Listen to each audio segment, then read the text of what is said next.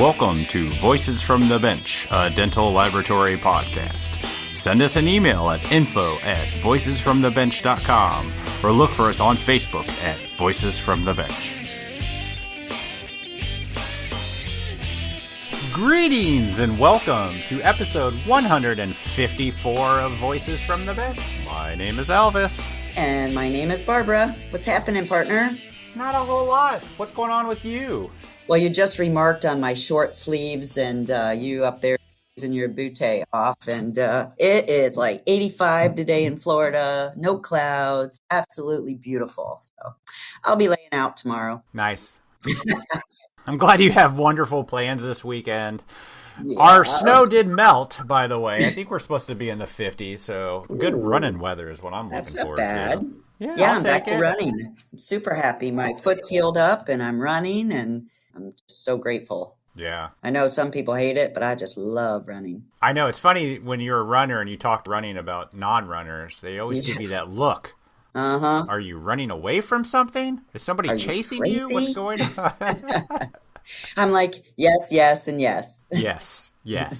But speaking of warmer weather, crazy what happened in Texas. They froze and everything shut down, but it's thawed, and they're getting ready for the DLAT meeting in a couple weeks. Yeah, so the annual DLAT conference being held in Grapevine, Texas, March 26th to the 27th. While Barb and I are not going to be attending, we will be recording remotely like we did in October from the Argon booth. And you know, that was awesome. It was amazing. Really great day. Yeah. They just kept bringing people for us to talk to, so I'm looking forward to it. Yeah, so if you're going to go to the show, make sure you find the Argon booth, sit down and chat with us, and we'll talk about all things related to dental laboratory. And we'll also talk about things not related to dental laboratory if you want to. We'll talk about anything. And if you're not going to the show, you really should. If you have the ability to get out and about and you want to get dental lab conventions going again, head over to dlat.org and register for the first conference of the new year. So ever since dental labs introduced machine-made restorations, the FDA has been looking into our industry to make sure we're doing them with the same care and precision as we did by hand. While we all love the accuracy and scalability that CAD/CAM has provided our profession, the machines still need to be maintained and documented on a regular basis. And sometimes maintaining these machines is a huge pain in my A. Mm-hmm. So when the FDA comes into a lab, are you prepared to meet the criteria they put together to ensure we make a safe and functioning restoration? It's not as bad as it sounds, and Tim Torbinson from Evo820 is here to set the record straight and to tell us the good and the bad with dealing with the FDA. Tim is not new to our industry, and after working with the FDA for years with implants, he has set up a company. My voice cracked. He has set up puberty. He has set up a company that will help labs be ready for when they do come into your lab. Tim talks about the history of dental labs and the FDA and what they are looking at when they come into a lab and how you can prepare yourself to be compliant with the new technologies that we have grown to depend on. So join us as we chat with Tim Torbinson from Evo820. Hey Barb, I called Orthodontic the other day about their P5 milling machine. Super! How did it go? I was introduced to the consumables Orthodontic offers, such as Delta Zirconia, Orthodontic ZR, Orthodontic cutting tools, and Quest PMMA. How convenient. You know what? You can buy the mill and the materials from them. Yeah, if you think that's convenient, you can also buy furnaces by Napertherm and vacuums by Renfert. Plus, I don't have to talk to a different person every time I call. I have a rep dedicated just for me. I have heard that their service is amazing. Absolutely. Orthodontic offers high-quality cutting tools made here in the USA, and they have great options for zirconia. Delta Zirconia, which is a super cost savings for labs, and Orthodontic ZR, made proudly here in the US of A. Do they still offer dental alloys? You know, Orthodontic started off manufacturing alloys and will always provide high-quality alloys for dental labs. one of the few companies in the U.S. to still manufacture their own alloys. Is there anything that they don't supply dental labs? Actually, they also offer dental scanners and a 3D printer from Shining 3D. Hold up. Does that scanner have its own design software? Actually, Orthodont offers exocad for your designing needs. Nice. I'm not the best with technology and setting up all of this equipment, just saying. Well, we know, but that's fine. Orthodont has a technical support team who can help with installing or troubleshooting any problems. Wow, Orthodont definitely is a one-stop shop for any dental lab's needs. How do we get in touch with them? You can always call our friends at Orthodont at 1-800-422-7373, or you can visit them at their website at orthodont.com. We super appreciate your support of the podcast, Orthodont. Thank you so much.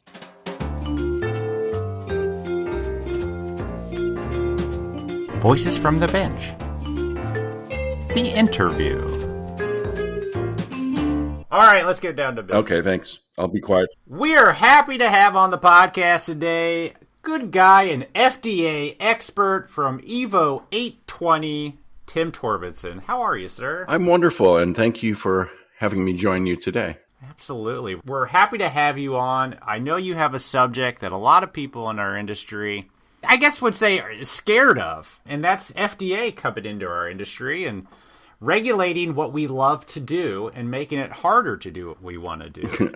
And, that's the essence of my move to this industry. Not this industry, I shouldn't say that, but to the FDA side of it. I mean, I've been involved in dentistry for 45 years.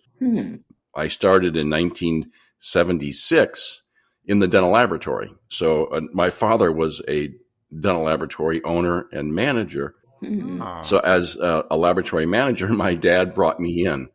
So I love this business. I love this industry. And you can't find another industry that when you have a meeting, a conference with competitors, they're so dang friendly. So, oh, yeah, true.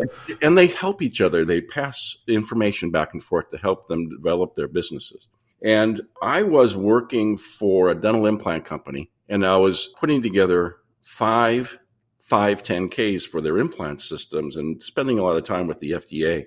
And they had shared with me then the direction that they were going to take with the dental laboratory industry. So when was this? Back in the 80s? No. It was 2017. Wow. Oh. Yeah. That's not too long ago. We jumped way ahead. Yeah. Oh, yeah. I went from 1976 to 2017 when I started Evo820. Everything in between was just a big blur, right? Well, I'll tell you what, now that I'm 65, it seems like it all went so darn fast. How did that happen? But I worked a lot in the dental implant industry for 35 years. That's how I got involved with the regulatory side, with the implant systems that we were developing. And I saw that there really was no avenue for dental laboratories to become compliant with the FDA as it began to become more involved in our automated manufacturing industry. So that's when I started Evo820. What does that stand for, Evo? And I came up with that probably after a night sitting around with a couple of people around a table. And what it is, it's our firm helps dental laboratories evolve into compliance with the FDA's Code of Federal Regulation 820. Oh, I like it. That's a mouthful, cool. Isn't it? Yeah. I see why you shortened it. Yeah, exactly.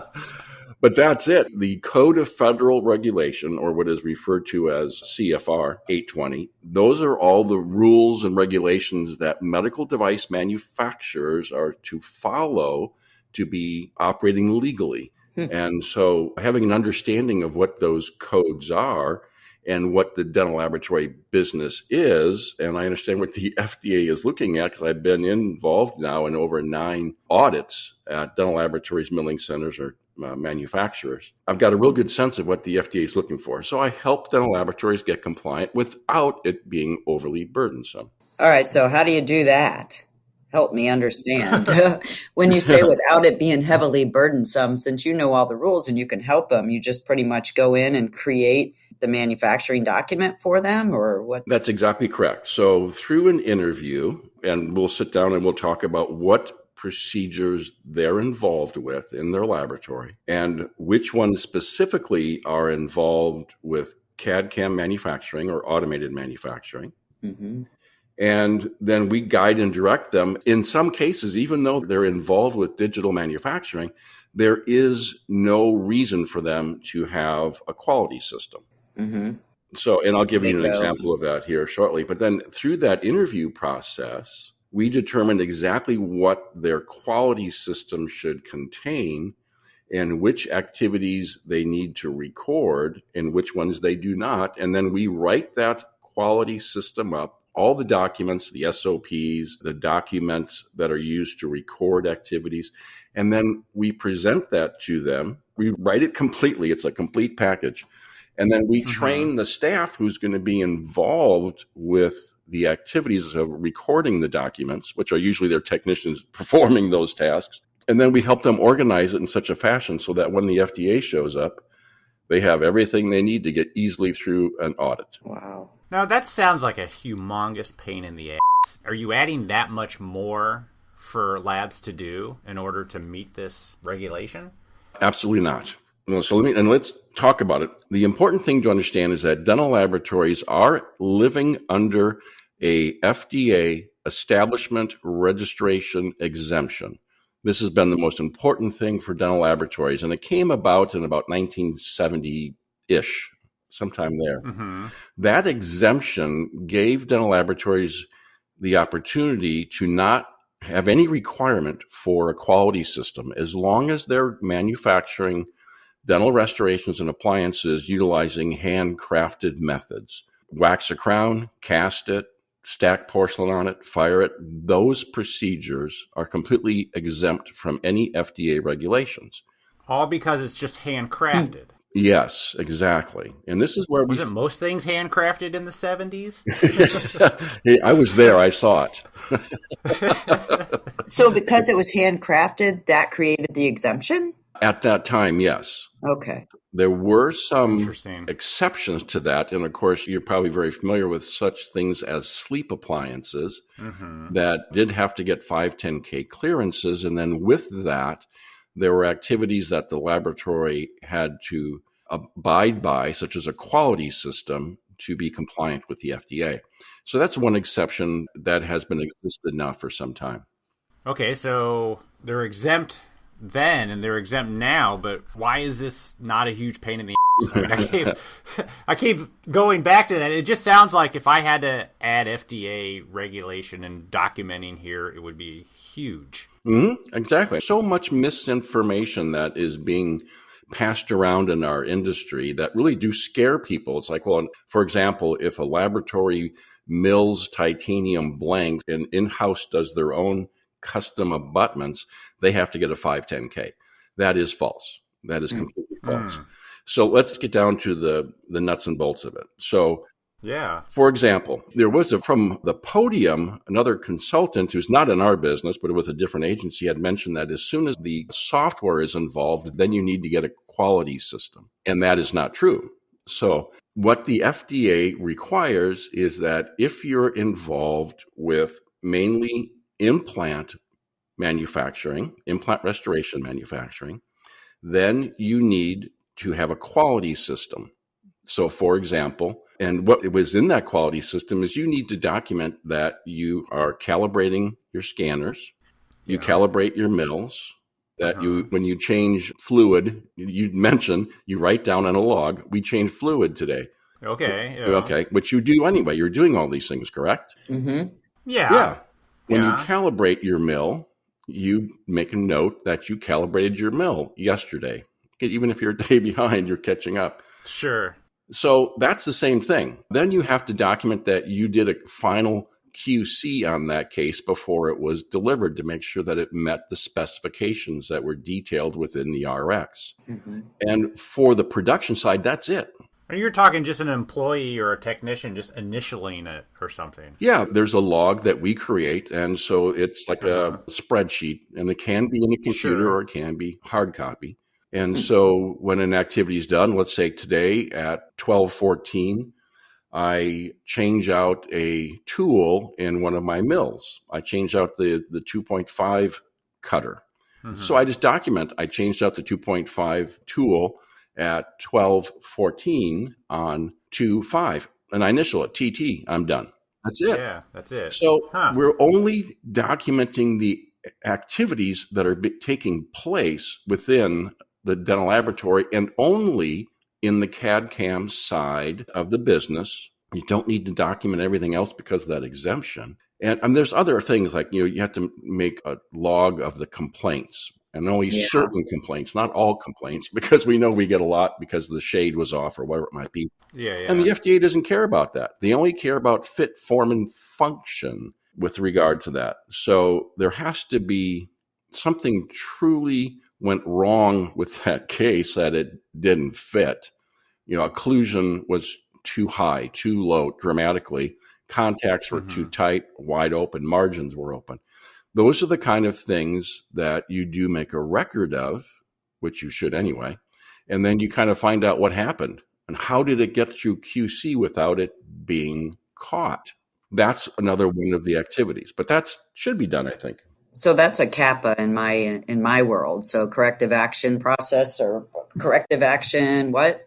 Well, the CAPA is when a complaint escalates and is identified as a trending issue. So it's just a complaint. So the only thing you document is that this particular case, it's an internal complaint. It relates to an internal process. Because in our quality system, to kind of get into this deeper than I know that you really want to know the whole story, there's an external complaint. And so, for example, if you send a case out and it gets through QC, it looks like it fits perfectly. Everything matches. And again, we're only talking about those cases that are coming through CAD/CAM. Yeah. Not all the crown and bridge and dentures that you do. We'll see some dentures. We'll talk about the printed dentures. Sure, I'm sorry. Sure. Okay. So many cases come in and everything looks good. You manufacture the case to it and it goes out the door. And the doctor says, I got it. And it's nowhere close to fitting what's going on. So they take another impression or they take another scan and they send that in, and you compare what you worked on compared to the new one that came in. It's like, these don't even match. Yeah, their fault. Yeah, there was a bad impression. Tell me that doesn't happen. Yeah. Occasionally. That doesn't happen. Har.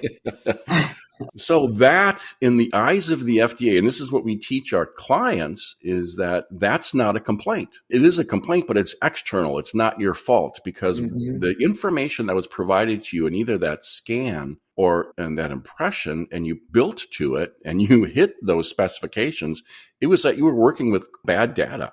Yeah. So that's not a complaint. You don't document that. You don't waste your time on that. So if a complaint is an internal complaint, that will be a situation where the case comes back and you identify it as something that went south within the laboratory process.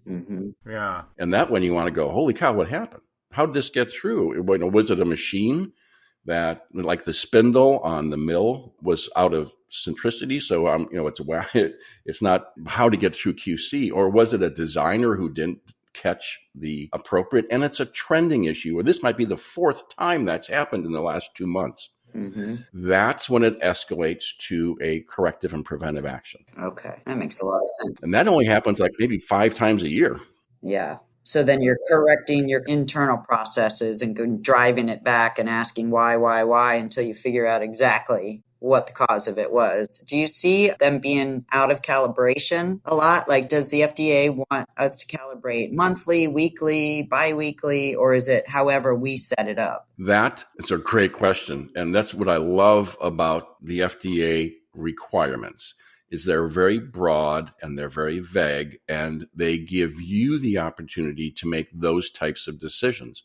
There is a phrase within the FDA training sessions I've attended, and the one I love the most is like, this is your quality system. You make it, you design it, you make those decisions based on the risk of the device to the patient. Okay?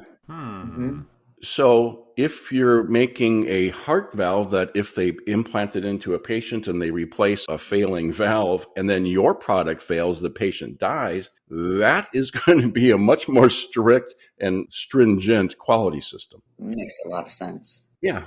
But we don't kill people. Yeah. No one, from the performance of the device that the dental laboratory manufactures, a patient dies.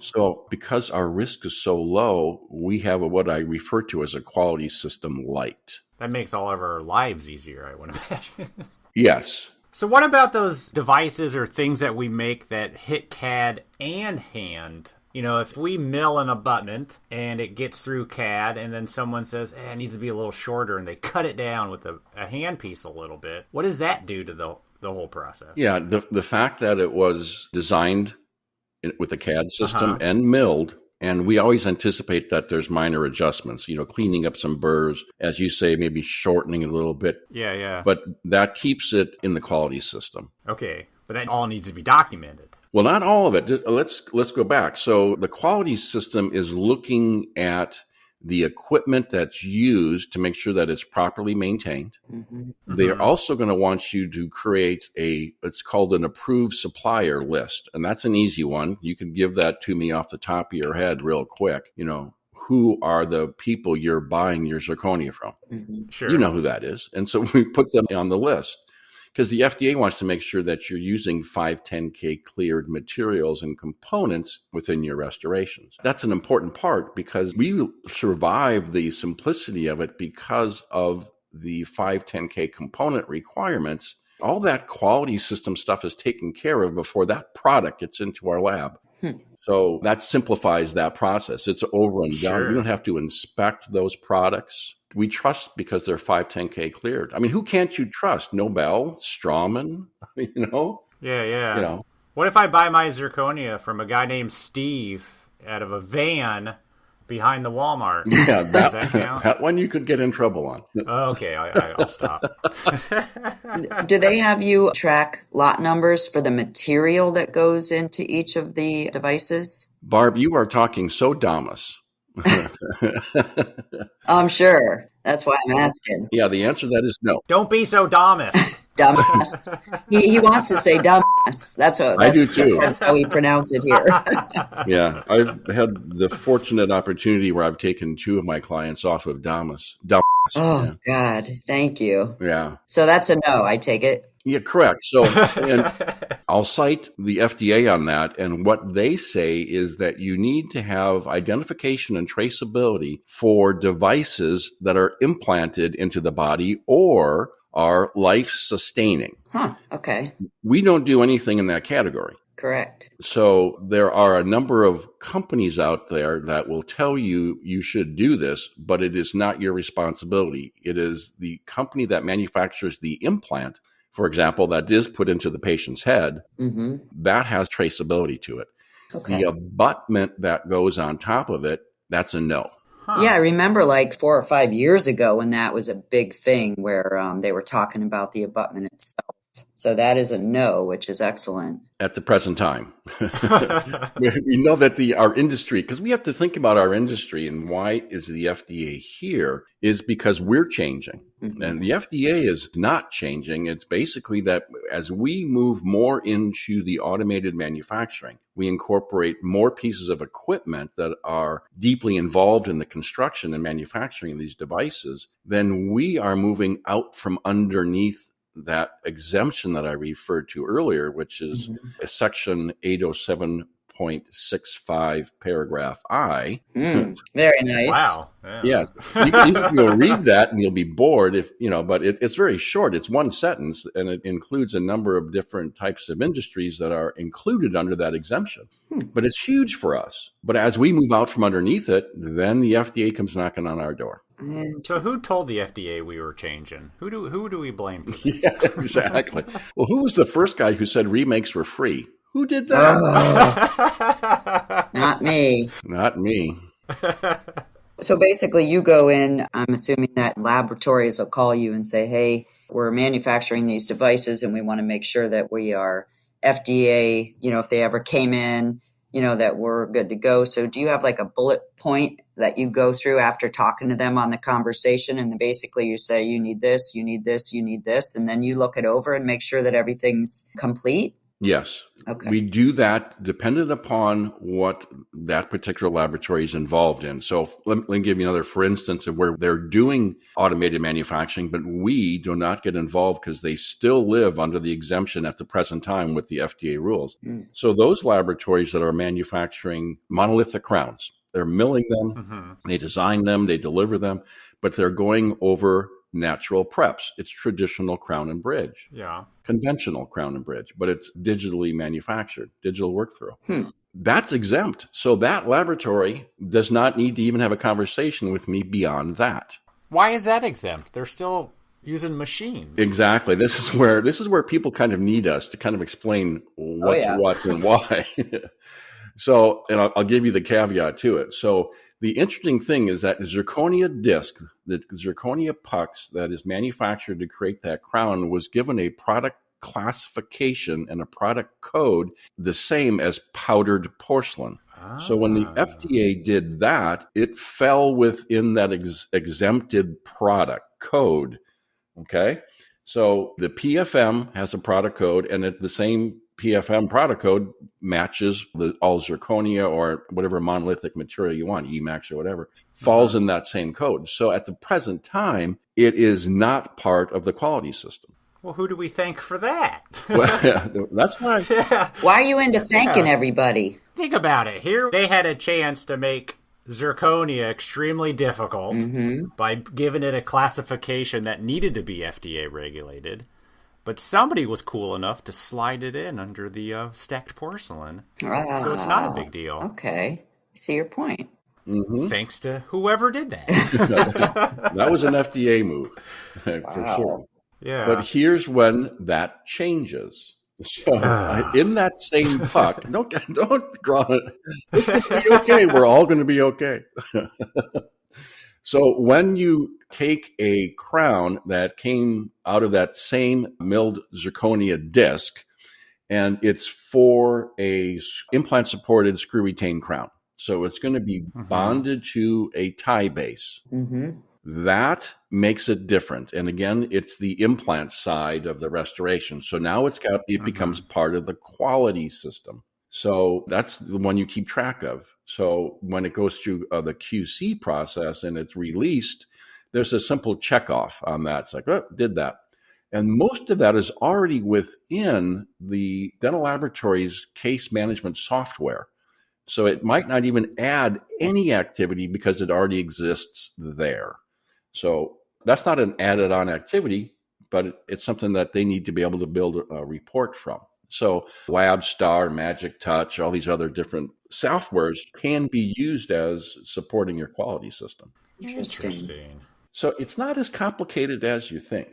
It's still kind of complicated. Yeah, here's the thing that I like about it, Elvis. And this is when I lecture, I speak to this often, is that when you are doing the activities that the FDA requires, for example, we'll take on the milling, the subtractive manufacturing. And so you do that zirconia crown, and you do it, of course, you do that, and you do it a pre-Tau style full arch bridge on tie bases. Well, then if you have that and you have your quality system, you can expand the services that you provide. You can mill a titanium bar. Yes, that means you have to add an expensive machine to do that.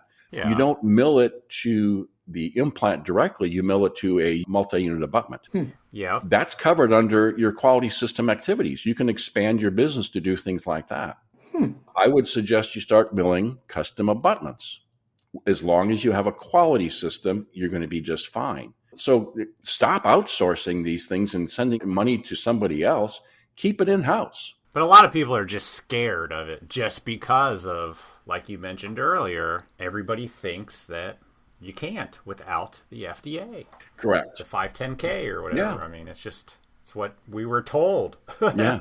So I'll give you a couple instances where you need to have that 510K. And they're very few. I mean, 99.9% of the dental laboratories do not need a 510K. So again, we spoke to that sleep appliance.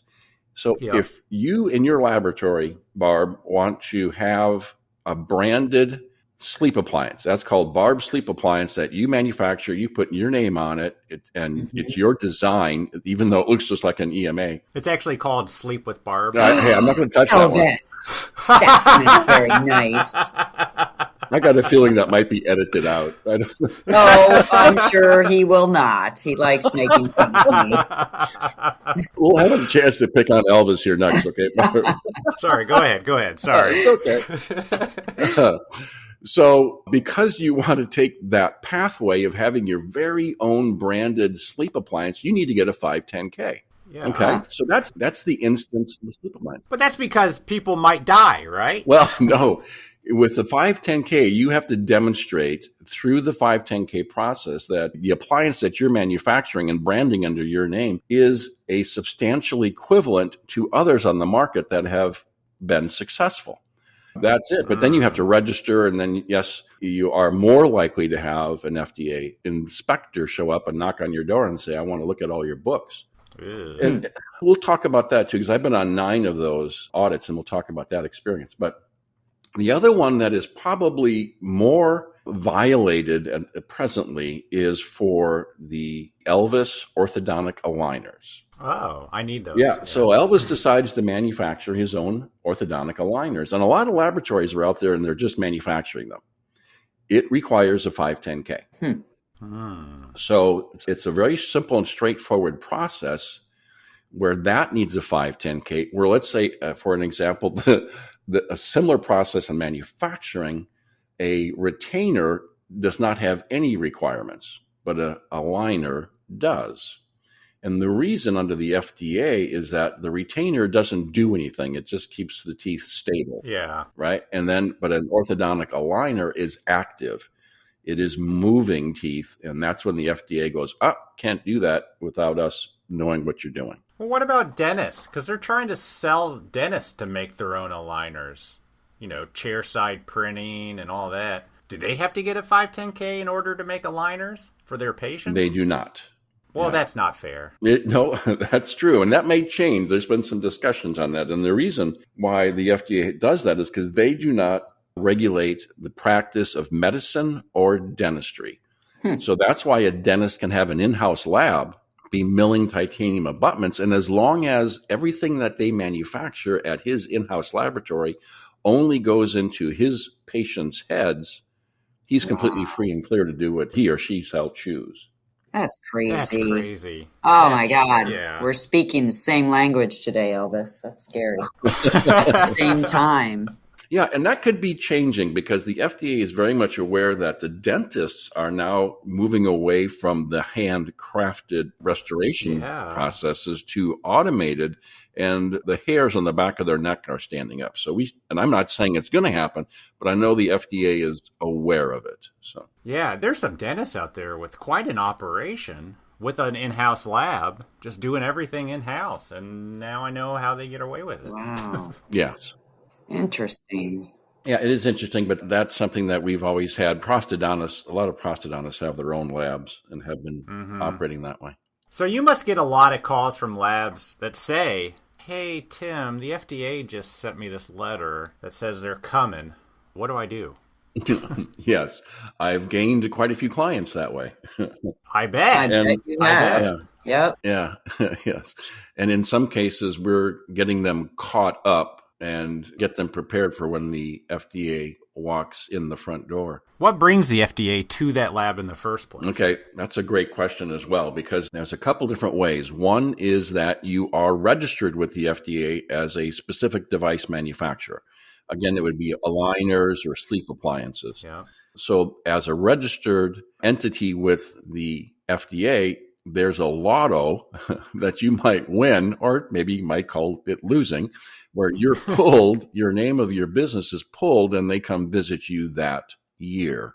But they look in on other things other than what you just have the 510K for. Like if you're doing sleep devices and you have a 510K, they come to your lab and they're looking at everything, even not just the sleep devices. No, that's not the case. They will stay true to what their mission purpose is, and which is the 510K on that sleep appliance. Interesting. If they see a mill over in the corner and it's humming away, they will inform you that you should be keeping documents on your maintenance activities for that. And they're not going to, because here, the FDA, the last thing they want to do is close you down or fine you. And they have never fined a dental laboratory or closed one down. Well, that's not true.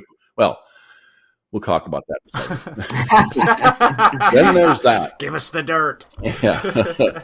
Kevin at Crane Dental Laboratory, he has a 510K for his sleep appliance. He's a client of ours, great guy.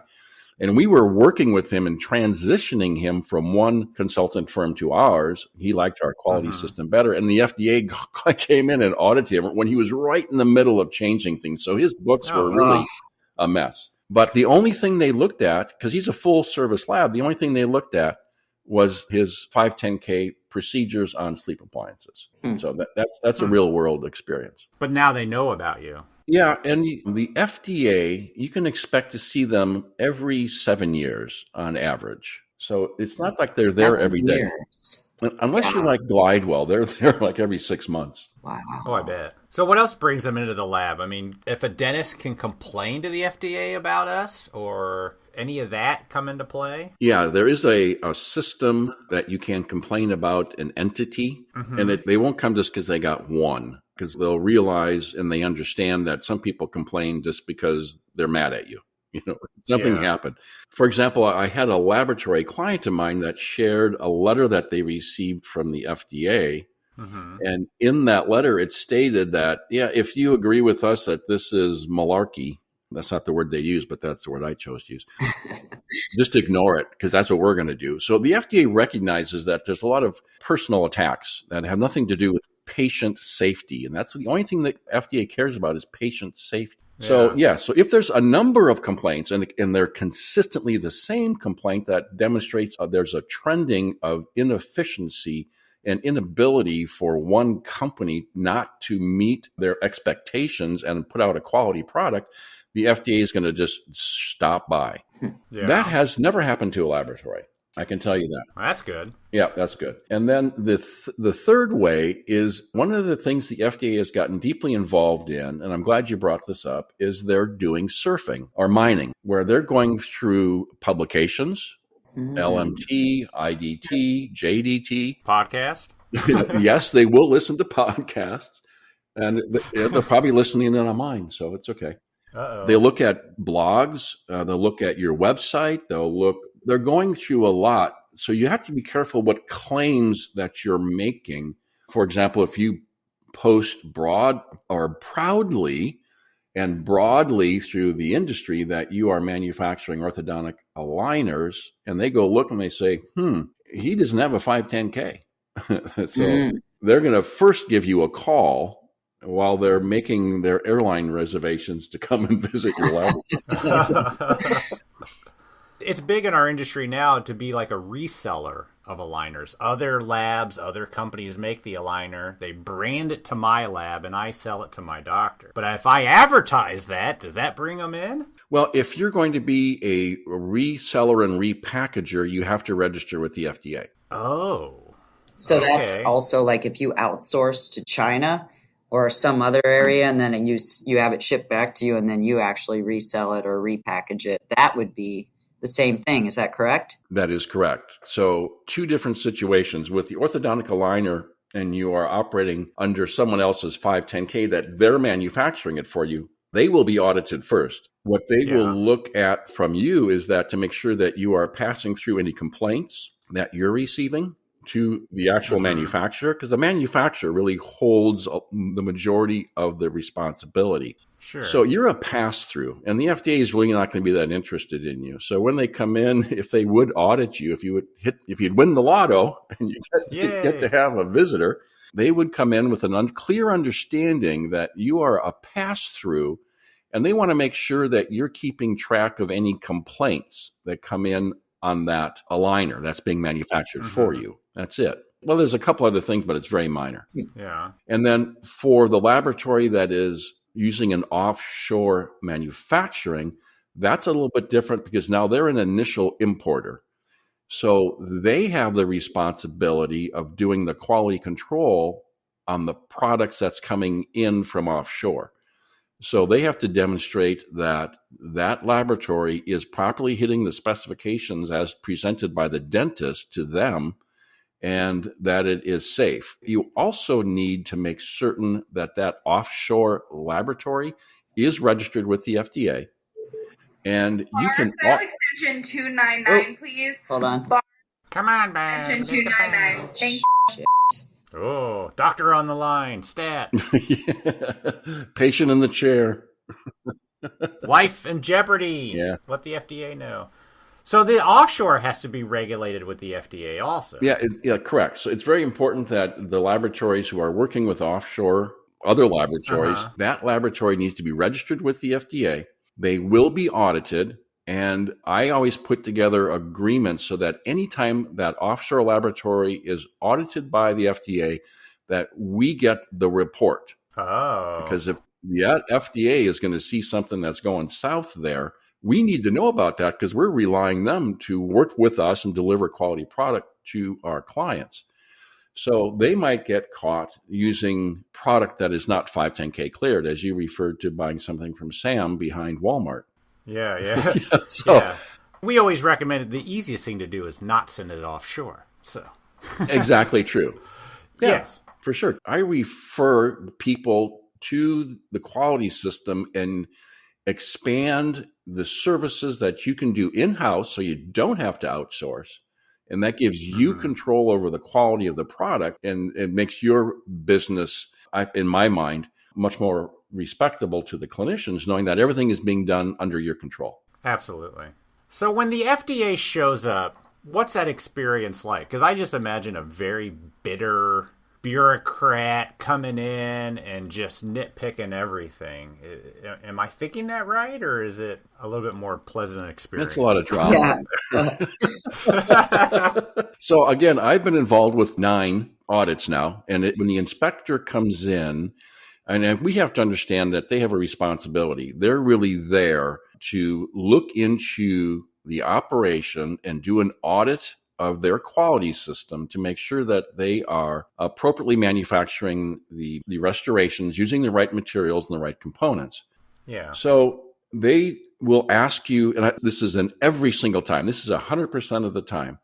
The way that they get into that is they look at your complaints. So the investigator, whoever it is, he or she will come in. You will know that they're coming because they have to provide you with a letter if you are registered and you've been pulled out of the lottery. Yeah. And so you'll know about 4 or 5 days ahead of time that they're coming. They will show up, they'll present their cards, and they'll present you with another letter that they've arrived, and they'll tell you what they intend to investigate. So they'll give you 3 or 4 things that they want to look at. Number one, the first question out of their mouth after their open meeting is, I want to see your complaints. And that's the complaints that we spoke about earlier. There should not be a lot of complaints. And my clients drive me crazy sometimes because every time they get a sneeze from a client, they document it as a complaint. It's like, no.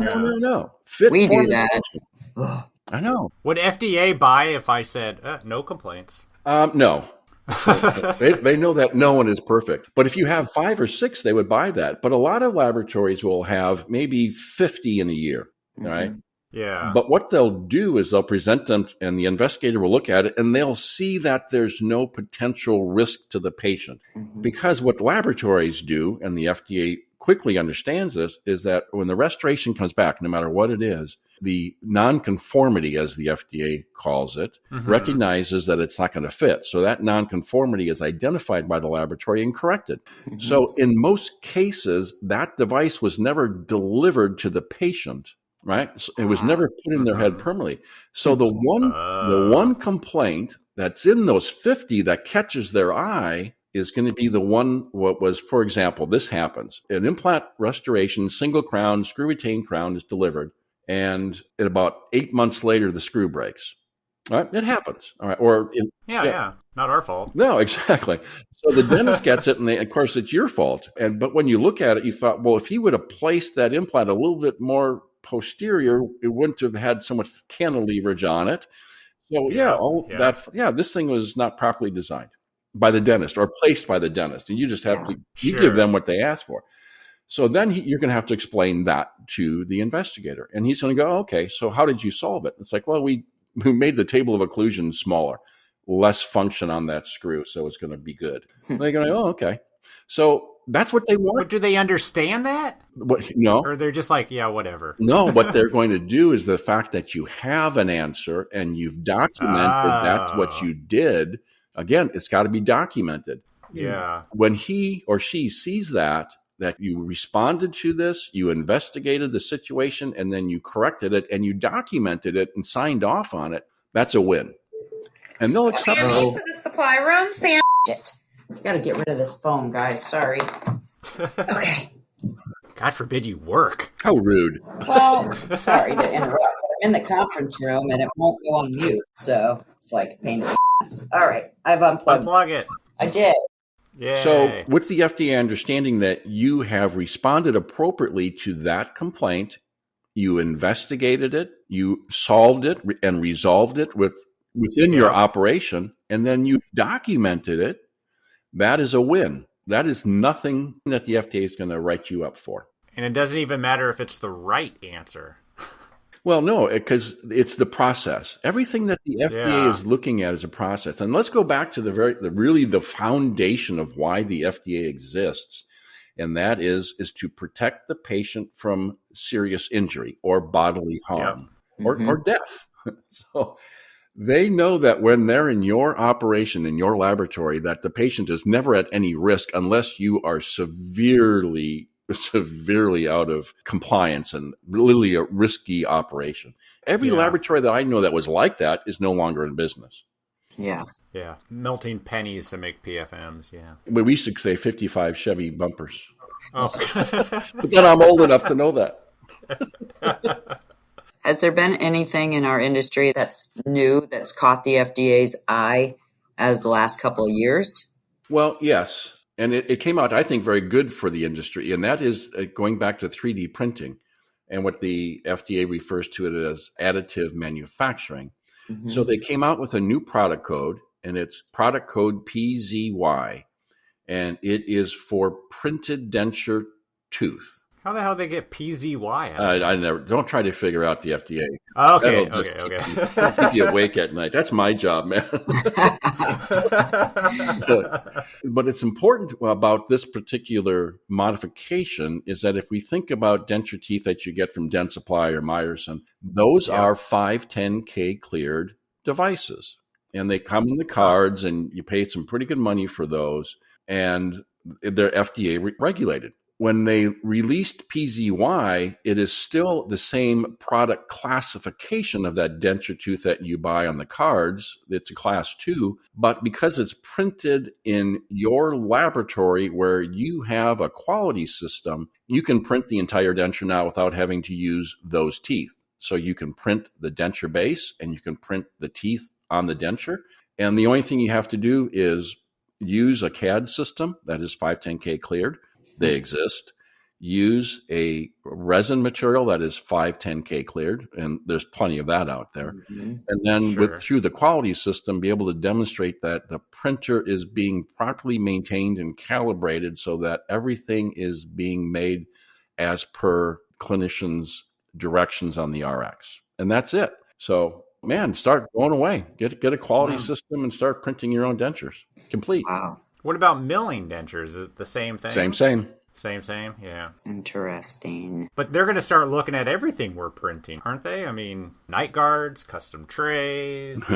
I guess not models. They don't go in a mouth, but... That's a real interesting and very timely, because I had an email exchange actually with the FDA specifically on mouth guards, because there was a lot of information, once again, misinformation, that for dental laboratories to manufacture mouth guards, they have to have 510K. And I know that wasn't true, but I always like to get a letter from the FDA. So I have it in writing and documented. And their response was clearly no. Oh, nice. Yeah. Great. Yeah. It's good to know. To just paraphrase the letter, it was that because you are manufacturing a patient-matched device per a prescription or work order or RX from a licensed practitioner, you are just manufacturing a device that is basically not classified. Because it's not permanently in the mouth, or just because it comes from a dentist who's not regulated by the FDA? Well, the FDA uses that as a foundation on a lot of their decisions on that, but it's kind of like the retainer because it doesn't do anything except keep teeth in place, or with the mouth guard, it's protecting them from night bruxing or whatever it might be, whatever the reason they get it, to protect an implant or whatever. The FDA recognizes that as a non-threatening device going into a patient's head. Which they should. Yeah. Real quick, back to the denture. If you're using carded teeth on a printed base, does the printed base still have to be FDA cleared? Amazingly, no. I figured the teeth were the biggest part of it. Well, the base itself, but you have to use the resin to print it, has to be 510K cleared. But the separation there's, well, do I have to have a quality system? Then that's the separation between yes and no. No, you don't, because the denture base is a truly non-classified or unclassified product. The resin is 510K cleared, and that's a requirement. Yeah. But that's all you get now anyway. The industry is the manufacturers are so compliant with the FDA. It's a luxury for us. Yeah. I would hate to be a manufacturer having to deal with all this stuff. I mean, I bet you it's a headache. Well, aren't you glad they do it so we don't have to? Oh, absolutely. Absolutely. Yeah. Where you mentioned software, is 3Shape, exocad, are they all FDA cleared or no? Yes, and it really depends upon which application. For example, the scanner itself is not required to be 510K cleared. It's just an imaging machine. The CAD software that is used in the design of an appliance or a restoration is required to be 510K cleared. So, yeah, 3Shape is completely clean, and exocad is in the process of getting all of their complete offering cleared. Yes. Wow. Awesome. Well, we're good to go on some of it, but not everything. I know we're kind of coming down on time. Yeah. But I would like to stress the difference between when you make that step from being kind of FDA compliant under the exemption and when you step out of that, and then you need to really pay attention to getting a quality system in your lab. Yeah. So, for example, and this is typical for a dental laboratory, the process into the digital world is they first start with a scanner. And they outsource their zirconia crowns. That might be they're outsourcing other appliances. But the only thing that they're doing is they're designing in-house because they don't want to invest in the mills and they aren't quite sure. So that process, that scenario, it keeps them under the exemption because they're not manufacturing anything. Okay. Yep. Now they bring in a mill to cut zirconia discs. And so now they've got the design and they're doing zirconia discs, but they don't do any implants. The only thing they do is conventional crown and bridge over natural preps. Once again, they're still under that exemption because the conversation we had about the product coding as powdered porcelain and zirconia the same. Okay? Yeah. Now when they step into the implant world and they start manufacturing their zirconia and they're bonding it to over the top of a tie base or a titanium mill that they manufacture, now they need a quality system. What if they don't bond it on the titanium in lab? What if it's always sent separate and the doctor bonds it? I get that question all the time. And that does not matter because it goes back to my phrase before, who's doing the manufacturing? Yeah. Right? So that goes back to that laboratory that is doing all their design, but they outsource it. They need to make sure, and I'll help them write this letter to whoever's doing their outsourcing, whoever's doing their manufacturing for them should provide them with proof that they are FDA compliant for doing those appliances or devices that they're providing them with. That's a CYA, protect your assets. Nice. Are there labs out there that do zirconia but don't do them on implants? I can't imagine how you would say no. Yeah, I don't think so. But I'm trying to give the separation. Remember, don't figure out the FDA. Really? So the big step is when you're, as a laboratory, you start to do your own aligners, sleep appliances, and those types of things. Then you need to step it up and consider getting the 510K. I understand that, yeah. So what we have found, and now we've been doing this for a number of years, but my clients see that the amount of time it takes to manage a quality system for that particular person who is managing the entire documents within the quality system it takes about maybe 2 hours a week of attention. Really? That's it. That is it. Huh. That's not bad. That's good to know. Yeah. Yeah, because really you hear about this stuff and you instantly think Full-time paperwork, job. headache. Yeah, I got to hire somebody that can understand what PYS means and all sorts of craziness. It's good to know. It's not DAMAS.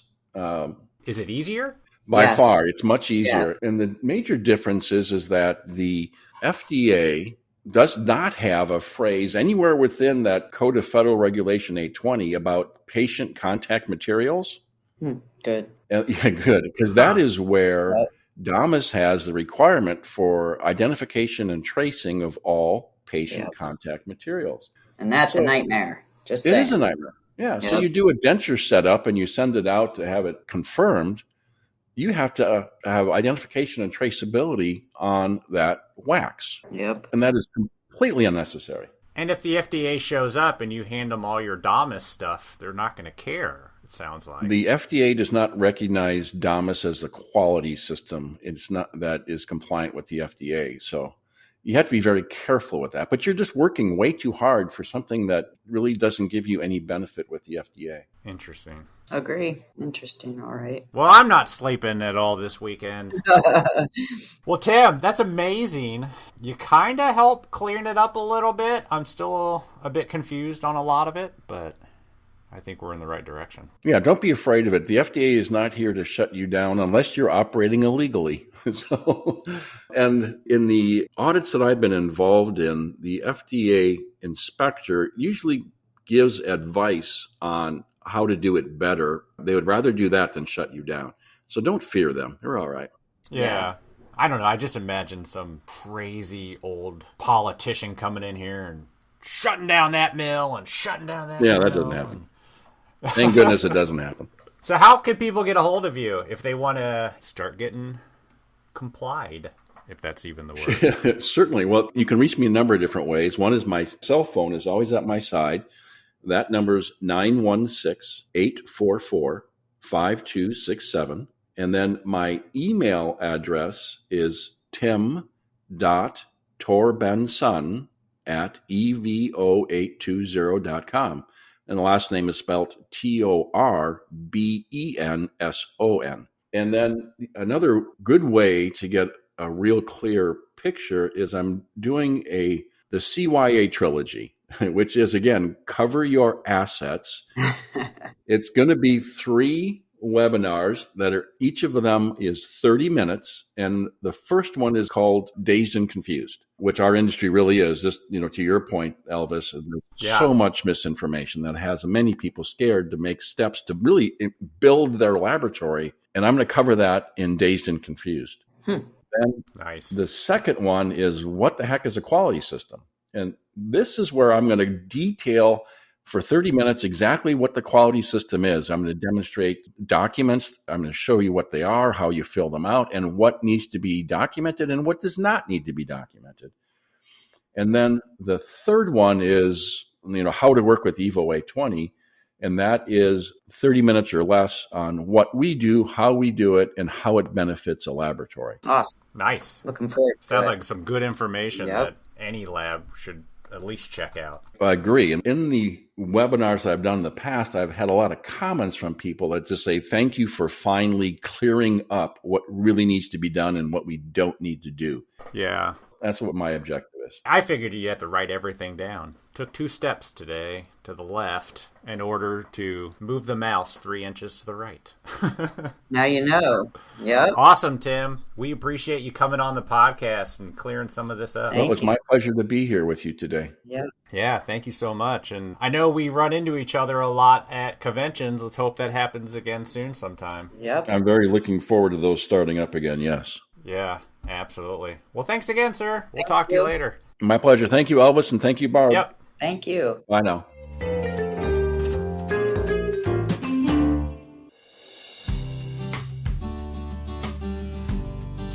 Whitmix's new VeriWash resin cleaning station is the ideal piece of equipment to use in the 3D printed resin post-process. Its oscillating, multi-speed stirrer produces a tornado-like vortex every 30 seconds and guarantees efficient, effective, and powerful cleaning whether the units are individual or still attached to the build plate.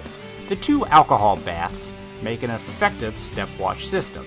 It cleans more efficiently, and there's less alcohol needed since it is reused for both a fresh bath and a dirty bath.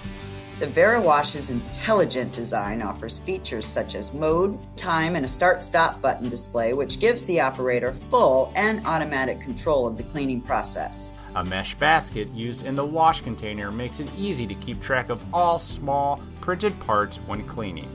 The affordable unit's 1-year warranty ensures peace of mind for the owner. So visit them at whitmix.com or call 1-800-626-5651 for more information about this great new product. And as always, we appreciate your support of the podcast, Whitmix. Super big thanks to Tim for coming on our podcast and setting the record straight about dental labs and the FDA. I know when I was interviewing, I was thinking in my head, DOMIS and all of the things that we have to do, and he set my record straight, which I really appreciated. So while it seems scary to have to deal with them, having the documentation and the assistance of a third-party company like Evo820 on your side will ensure that you will be fine to continue making the restorations that you love to make. And also something to think about, there is nothing we can do to keep the FDA out of our industry, so partnering with a company to put the procedures in place now will make it easier than doing it years from now when there is even more documentation needed. So, you know what we say, better to be safe than sorry. So thanks, Tim. Yeah, it's important stuff. I know we had a lot of fun in the conversation, but it's something a little serious that we need to think about. I can't take anything seriously, so I just make jokes all the time. That's how I deal with situations. Well, all right, everybody. That's all we got for you. We appreciate it. Have a good one. Bye. Bye.